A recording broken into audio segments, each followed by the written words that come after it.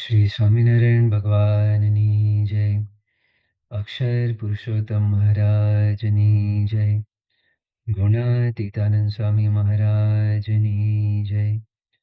ભગતજી મહારાજની જય. શાસ્ત્રીજી મહારાજની જય. યોગીજી મહારાજની જય. પ્રમુખ સ્વામી મહારાજની જય. મહંત સ્વામી મહારાજની જય. સુરત અક્ષરધામ મહોત્સવની જય. ગે ગોષ્ઠીમાં સ્વામીનું જે વર્તન છે એની થોડી વાત આપણે કરેલી કે ભગવચરણ સ્વામીએ એ સ્વામીને વાત કરી કે સ્વામી પ્રમુખ સેવાનું ઈશ્વર આપનામાં આવ્યું છે કે નહીં. એ વખતે સ્વામી બોલ્યા કે મારા પંચવર્તમાનમાં ફેર હોય તો તમારો જોડો ને મારું માથું. તો જે પંચવર્તમાન છે તો જ્યારે સ્વામીનું જીવન જોઈએ તો એક પણ વર્તમાનમાં લેશ પણ ફેર નહીં અને કોઈ ભૂલ જ નહીં. હવે 5 વર્તમાન છે એમાં આપણે નિસ્ને વર્તમાનનો વિચાર કરીએ થોડો તો ગળા પ્રથમનું 37મું વચનામૃત છે. એમાં મહારાજે વાત કરી કે જન્મભૂમિ તથા દેહના સગા સંબંધી એને અંતરમાંથી વિસારી દેવા એ ઘણું કઠણ છે. હવે કોઈ વ્યક્તિ બહારથી ત્યાગ કરી શકે પણ અંતરમાંથી વિસારી દેવા એ આખી જુદી વસ્તુ છે. ગળામધ્યનું 32મું વચનામૃત છે. એમાં મહારાજે દ્રષ્ટાંત આપ્યું કે જે કુટુંબીનો સંબંધ હોય એ થોરનું ઝાડ કે વડના ઝાડ જેવું છે કે કાપી નાખ્યો હોય તો પણ પડ્યો પાલવ્ય વિના રહે નહીં. આપણા સંપ્રદાયમાં બહુ પ્રસિદ્ધ પ્રસંગ છે. એક હરિભક્ત હતા, ઘરમાં કંઈક પ્રશ્ન થયો એટલે મારાના વખતમાં અક્ષરાનંદ સ્વામી હતા. અક્ષરાનંદ સ્વામી પાસે ગયા અને સાધુ થઈ ગયા. પછી એક દિવસ પંગતમાં બેસીને પોતે લાડવા ખાતા હતા અને અચાનક લાડવા ખાતા ખાતા રડી પડ્યા. એટલે બધાને આશ્ચર્ય થયું કે આ શું થયું. એટલે એમને પૂછ્યું કે કેમ રડો છો, કોઈ વળ્યું? એટલે એ વખતે એમને વાત કરી કે ના, કોઈ વળ્યું નથી, પણ હું અહીંયા લાડવા ખાઉં છું તો મને સાંભળી આવ્યું કે ધમલાની માં ઘરે શું ખાતી હશે. પછી તો અક્ષરાનંદ સ્વામી એને કાઢી મૂક્યા પણ સંબંધ કાપી નાખ્યો, પણ છતાં પણ પાલવ્ય વિના રહે નહીં, કારણ કે અંતરમાં આસક્તિ છે. એટલે જે મહારાજે વાત કરી છે કે આજે નિસ્નેહ વર્તમાન એ વ્યવસ્થિતનું યથાર્થ પાલન થાય એ ઘણું અઘરું છે. હવે જ્યારે પરમ પૂજ્ય મહંત સ્વામી મહારાજના જીવનનો વિચાર કરીએ તો પ્રતીતિ થાય કે પહેલેથી કોઈ આસક્તિ જ નહીં. દીક્ષા પહેલા 1956ની સાલ હતી. હવે એ વખતે અભ્યાસનું છેલ્લું વર્ષ.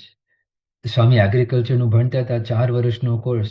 પણ સ્વામી તો એટલા બુદ્ધિશાળી કે 4 વર્ષનો કોર્સ એમને 3 વર્ષમાં પૂરું કરી નાખ્યું. પછી બીએસસીની જે છેલ્લી પરીક્ષા હતી એ પોતે લેતા હતા. એમાં એમના સાહેબ હતા RM પટેલ સાહેબ, અને છેલ્લી પ્રેક્ટિકલની પરીક્ષા પોતે લેતા હતા. હવે જેવી પરીક્ષા પૂરી થઈ તો તરત સ્વામી ગોંડલ પહોંચી ગયા યોગીજી મહારાજ પાસે, અને એ રીતે પછી સ્વામીએ દીક્ષા ગ્રહણ કરી. હવે જ્યારે સ્વામી દિલ્હી હતા લગભગ 2017 કે 18ની સાલમાં, એ વખતે સ્વામીનો 62મો દીક્ષા દિવસ હતો, અને અલ્પાર પછી અક્ષરવત્સ સ્વામીએ સ્વામીના ગૃહત્યાગની સ્મૃતિ કરી. અને અક્ષરવત્સ સ્વામીએ વાત કરી કે સ્વામી કેવું આશ્ચર્ય કહેવાય કે છેલ્લી પ્રેક્ટિકલની પરીક્ષા આપે લીધી અને આપ સીધા ગોંડલ યોગીજી મહારાજ પાસે જોડાઈ ગયા અને પરિણામની કોઈ ચિંતા નહીં, જોયું નહીં. એ વખતે પછી સ્વામી બોલ્યા કે ઘરે પણ ગયા નથી. ત્યારે બધાને એટલો બધો અહોભાવ થયો કે પરીક્ષા પૂરી થઈ અને સ્વામી ગોંડલ ગયા, ત્યાર પછી સ્વામી ક્યારે ઘરે ગયા જ નથી. તો આવો ગ્રહ ત્યાગ. પછી એ વખતે સ્વામી પોતે પ્રસંગ કહેતા હોય છે કે બધા સગા સંબંધી હતા, એમના ઘરે જમવાનું બધું ગોઠવાઈ ગયું, પણ યોગીજી મહારાજે ઈચ્છા દર્શાવી અને અચાનક જ દીક્ષા આપી દીધી, એટલે બધું કેન્સલ થઈ ગયું. તો કેટલી સાહજિકતા. હવે આટલી સાહજિકતાથી કોઈ ગ્રહ ત્યાગ કરે એ સામાન્ય વસ્તુ નથી. શતાબ્દી પછી સ્વામી સાથે ગોષ્ઠી થઈ બધા સેવક સંતો જોડે, અને એ વખતે ઉત્તમ યોગી સ્વામીએ સ્વામીને પ્રશ્ન પૂછ્યો અને સ્વામીને વાત કરી કે સ્વામી આપનું જ્યારે બેકગ્રાઉન્ડ અમે જોઈએ. ત્યારે આપ તો એકદમ સ્માર્ટ, ભણેલા, અને પહેલા શરૂઆતમાં આપ સાધુ થયા એની પહેલા સમાજનું પ્રેશર હતું, છોકરીઓ પણ બતાવી દી. હવે આ બધું જોઈએ છતાં પણ આપને સાધુ થવાની પ્રેરણા કેવી રીતે મળી? તો એ વખતે સ્વામી બોલ્યા, સ્વામી કે આ કઈ નડ્યું જ નથી. અને સ્વામી પછી સેજે બોલી ગયા કે જગતનું સગાવાલાનું પહેલેથી કઈ નડ્યું નથી. હવે ગૃહત્યાગ તો ઘણા બધા કરે છે, પણ તમે જો આપણે વિચાર કરીએ તો કંઈક સગા સંબંધી કે જગત એક થોડાક અંશે તો નડે જ છે. એટલે પ્રયત્ન કરવો પડે, સંઘર્ષ લેવો પડે, લડાઈ લેવી પડે. આજે પણ આપણે જોઈએ જ્યારે કોઈ પણ યુવક હોય સાધુ થવા માટે આવે તો બહુ સારી વાત છે, પણ શરૂઆતમાં થોડુંક તો મન આમ એમ થયા કરે કે આ કરવું જોઈએ કે ન કરવું જોઈએ, થશે કે નહીં થાય. કારણ કે અંતરમાં જગત છે, અને અંતરમાં જગત છે એટલે જગત નડે છે. અંતરમાં સગા સંબંધી પ્રત્યે આસક્તિ છે એટલે સગા સંબંધી નડે છે. પણ સ્વામીએ વાત કરી કે જગતનું કે સગા સંબંધીનું પહેલેથી કાંઈ નડ્યું નથી. હવે આ કાંઈ સાધના કરીને પછી આ સ્થિતિ પામ્યા હોય એવી વાત નથી, આ તો યુવકની વાત છે. તો યુવકથી જ સ્વામીની આવી સ્થિતિ હતી. જેમ ગણાત્યાન સ્વામી હતા તો એ જ્યારે નાના હતા મૂળજી ભક્ત તરીકે, અને ખેતરમાં શેરડીનો વાટ કર્યો હતો, મૂળજી ભક્ત પાણી વાળતા હતા, અને અચાનક મહારાજે દર્શન આપ્યા, અને મહારાજે વાત કરી કે આપણે શું કરવા આવ્યા છે ને શું થાય છે. બ્રહ્મતેજ સાવ સુકાઈ ગયું છે. તો મહારાજના વચનો જેવા મૂળજી ભક્તે સાંભળ્યા તો તરત જ ત્યાં ને ત્યાં એમને પાવડો ફેંકી દીધો અને સીધા જ ગરડા ગયા. ઘરે પણ ન ગયા. અને ગરડા ગયા થોડાક સમય પછી મહારાજ ત્યાં આવ્યા, મહારાજને મળ્યા, અને પછી એ વખતે દિશાનું નક્કી થયું. પણ મૂળજી ભક્તના નાના ભાઈ સુંદરજી એ શોધતા શોધતા ત્યાં ગરડા પહોંચ્યા અને રડતા રડતા મહારાજને વિનંતી કરી કે તમે મૂળજી ભક્તને પાછા મોકલો. એટલે મહારાજે પછી પાછા મોકલ્યા. મૂળજી ભક્ત પાછા ઘરે ગયા, બધાને શાંતિ આપી અને પાછા ઘરેથી નીકળી ગયા. એ વખતે મહારાજ પંચાળામાં વિરાજમાન હતા. એટલે મૂળજી ભક્ત ત્યાં પંચાળા ગયા અને મહારાજને વિનંતી કરી કે મહારાજ મને દીક્ષા આપી આપની સેવામાં રાખો, હવે વધુ સમય આશ્રમમાં રહેવું નથી. તો ત્યારે મહારાજે મૂળજી ભક્તને પ્રશ્ન પૂછ્યો. મહારાજે કહ્યું કે તમે કુટુંબને એટલે કે ઘરને બાળીને આવ્યા છો, એમને એમ રાખ્યું છે? એટલે મૂળજી ભક્તે તો વાત કરી તો એમને એમ જ છે. એટલે મહારાજે કે બાળીને આવો. તો મૂળજી ભક્ત સીધા ગયા. અને આ પ્રસંગ જોયો ત્યારે મુક્તાનંદ સ્વામી મહારાજને વાત કરી કે મહારાજ આ મૂળજી તો સરળ હૃદયના છે, એ ખરેખર બધાને બાળીને આવશે. એટલે પછી મહારાજે કીધું કે સાચી વાત છે. હસતા હસતા પછી કહ્યું કે એમને પાછા બોલાવી લાવો. તો પાછા બોલાવી લીધા. અને એ વખતે પછી મુક્તાનંદ સ્વામીએ મૂળજી ભક્તને સમજાવ્યું કે મહારાજે જે તમને આજ્ઞા આપી કે કુટુંબને બાળીને આવજો, એ અંતરમાંથી બાળવાનું કહ્યું. તો ત્યારે મૂળજી ભક્ત જે બોલ્યા, એમને કહ્યું કે અંતરમાં મારા સિવાય છે જ ક્યાં કે બાળવું પડે. તો એવી વાત આપણે પ્રત્યક્ષ દેખાય મહંતસિંહના જીવનમાં કે અંતરમાં એમને ભગવાન સિવાય કાંઈ નથી, કોઈ જગતની આસક્તિ જ નથી. એટલા માટે મહંતસિંહ મહારાજ એ સત્યનું મૂર્તિમાન સ્વરૂપ છે. અને એ સ્વામી આપણે સમજાવ્યું છે, પોતાના સ્વરૂપની ઓળખાણ આપી છે. એમને જ્યારે પ્રશ્ન પૂછવામાં આવેલો કે સ્વામી અમે પૂજામાં આપની સાથે વાત કરીએ છીએ, એ પહોંચે છે કે નથી પહોંચતું? તો એ વખતે સ્વામી બોલ્યા, સ્વામી કે હા પહોંચે છે. અને પછી સ્વામી અચાનક બોલવા લાગ્યા. સ્વામી કે અમે કઈ કરતા નથી, મહારાજ સ્વામી બધું કરે છે, અમારામાં રહીને પણ એ જ કરે છે. અમે શુદ્ધ પાત્ર, અમારું પાત્ર શુદ્ધ હોય એટલે ભગવાન ડાયરેક્ટ કોન્ટેક્ટ થઈ શકે. પછી સ્વામી કે તમે જાણો કે ન જાણો, પણ અમે શુદ્ધ પાત્ર છીએ. મહારાજ સ્વામી કરે છે પણ અમારા દ્વારા કરે છે. તો આવી વાત સ્વામીએ કરી.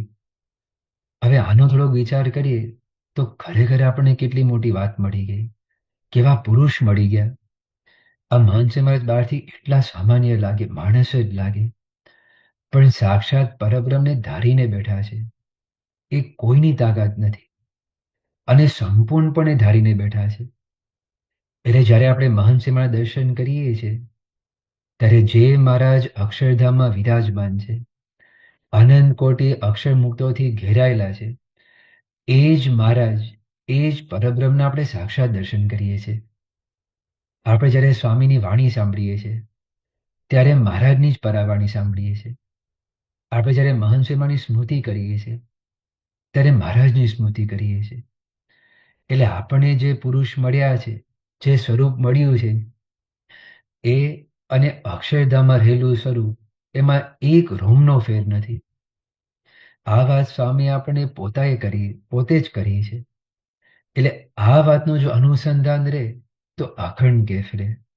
ઘણી વખત મહંત સ્વામી મહારાજ વાત કરતા હોય છે કે મહારાજના વખતમાં તપસ્વી હતા, જ્ઞાની હતા, ધ્યાની હતા, પ્રેમી હતા, વચનસીદ હતા, અંતર્યામી હતા, પણ કોઈ મહારાજના મટકામાં ન આવ્યા. પછી સ્વામીએ સામે પ્રશ્ન પૂછે છે કે મહારાજના મણકામાં આવનારા કોણ હતા? તો સાવ સામાન્ય ઓર્ડિનરી ગ્રહસ્થ જ હતા. કોઈ આઉટસ્ટેન્ડિંગ ક્વોલિટી હતી જ નહીં. પણ ક્યાંથી આવ્યા? તો પ્રાપ્તિનો વિચાર. મહારાજ મળ્યા ને એટલો બધો એમને કેફ હતો. સ્વામી વર્ણન કરે છે કે ખેતી કરે, ધંધો કરે, નોકરી કરે, વ્યવહાર કરે, પણ આ જ વિચાર કે મહારાજ મળ્યા છે, કામ થઈ ગયું, મહારાજ મળ્યા છે, ન્યાલ થઈ ગયા. પછી સ્વામી સમજાવે છે કે એ લોકોના જીવનમાં દુઃખ નહોતું, એવું નહોતું, પૂરેપૂરું દુઃખ હતું. આર્થિક, સામાજિક, કૌટુંબિક બધી જ રીતે. પણ આ બધા દુઃખની વચ્ચે અખંડ કેફ, આ એક જ વિચારથી કે મહારાજ મળ્યા છે. એમ આપણે એ જ મહારાજ મળ્યા છે જે સ્વામી આપણે સમજાવ્યું છે. તો અખંડ કેફ રહે. હવે આપણા જીવનમાં પ્રશ્ન તો છે જ, અને પ્રશ્ન સાચા છે. પણ સ્વામી જે વાત કરે છે કે જેમ હિમાલય આગળ ઢેફું હોય, હવે એક બાજુ ક્યાં હિમાલય? હિમાલય તો આખું રેન્જ છે, પણ એનું જે હાઈ સ્પીડ છે માઉન્ટ એવરેસ્ટ, હવે 29,032 ફૂટની ઊંચાઈ છે, લગભગ 30,000 ફૂટ. હવે એની આગળ તમે ઢેફું મૂકો, હવે ક્યાં નજરમાં આવે? એમ આવો જ્યારે આપણે વિચાર કરીએ તો આપણા બધા જ પ્રશ્નો, ચિંતાઓ, ટેન્શન, સ્ટ્રેસ એ બધું તુચ્છ થઈ જાય. આખી દુનિયા, આખું બ્રહ્માંડ તુચ્છ થઈ જાય. તો આવી વાત આપણે મળી ગઈ છે, આવા પુરુષ આપણે મળ્યા છે, ખરેખર સાક્ષાત મહારાજ મળ્યા છે. તો એ વાત સમજાય અને અખંડ કેફમાં આપણે રહી શકીએ, એ પ્રાર્થના. શ્રી સ્વામિનારાયણ ભગવાનની જય.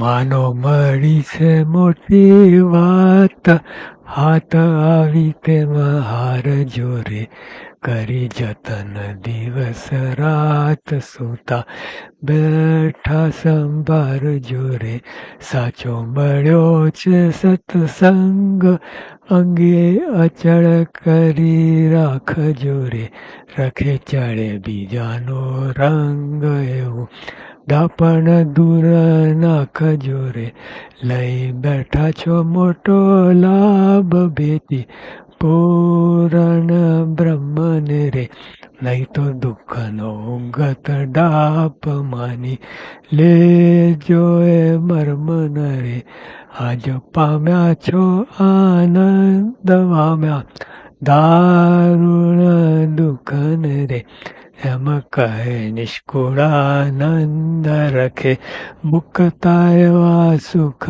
રે. શ્રી સ્વામિનારાયણ ભગવાનની જય. આપણને છેલ્લા 2 દિવસથી પૂજ્ય ધર્મદ સિદ્ધુ સ્વામીએ મહંત સ્વામી મહારાજનું જે શુદ્ધ વર્તન, એના વિશે ખૂબ અદભુત બધી વાતો, મનન ચિંતન આપણને કરાવ્યું. એના પરથી આપણને પ્રતીતિ થાય કે આપણને જે ભગવાનના સંત મળ્યા છે કેટલા શુદ્ધ અને સાચા છે. તો એ પૂજ્ય ધર્મ સિદ્ધુ સ્વામીનો ટૂંકમાં આપણે પરિચય જોઈએ તો 2009માં તેઓએ પ્રમુખ સ્વામી મહારાજના વરદ હસ્તે દીક્ષા ગ્રહણ કરી. ઓરિજિનલી પોતે ન્યૂજર્સી અમેરિકાથી પધારે છે. એમના માતા પિતાના એક સંતાન છે.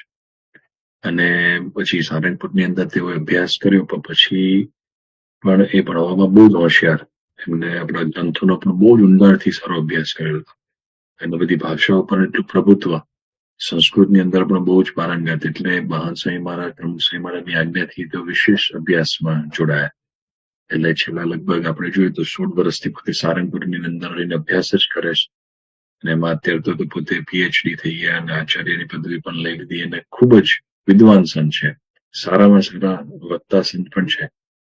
અને પોતે અત્યારે સારંગપુરની અંદર બીજી જવાબદારીઓમાં જોઈએ તો જે નાના મોટા સમયની અંદર જે પણ કઈ કાર્યક્રમો થાય, જેમ કે આપણે હવે અક્ષર બ્રહ્મ સત્ર છેલ્લા ઘણા વર્ષોથી ચાલી રહ્યું છે, તો એ બધા અક્ષર બ્રહ્મ સત્રોનું જે પ્લાનિંગ કરવાનું, એના બધા વિચાર વિમર્શ કરવાના, અને મુખ્ય ટીમની અંદર પોતે ફાળો આપે છે. અને હવે ટૂંક સમયમાં બીજું અક્ષર બ્રહ્મ સત્ર શરૂ થઈ રહ્યું છે, એનું અત્યારે આયોજન બધું ચાલે છે. એના વચ્ચે પોતે સમય કાઢીને આપણને એમને લાભ આપ્યો. વિનંતી પણ કરશું ભવિષ્યમાં પણ આપણને પ્રાપ્તિના વિચારની વિશેષ લાભો આપે. ગુણાતીતમ ગુરુમ પ્રાપ્ય બ્રહ્મરૂપમ નિજાત્મનઃ વિભાવ્ય દાસ ભાવેન સ્વામિનારાયણમ ભજે. શ્રી સ્વામિનારાયણ ભગવાનની જય.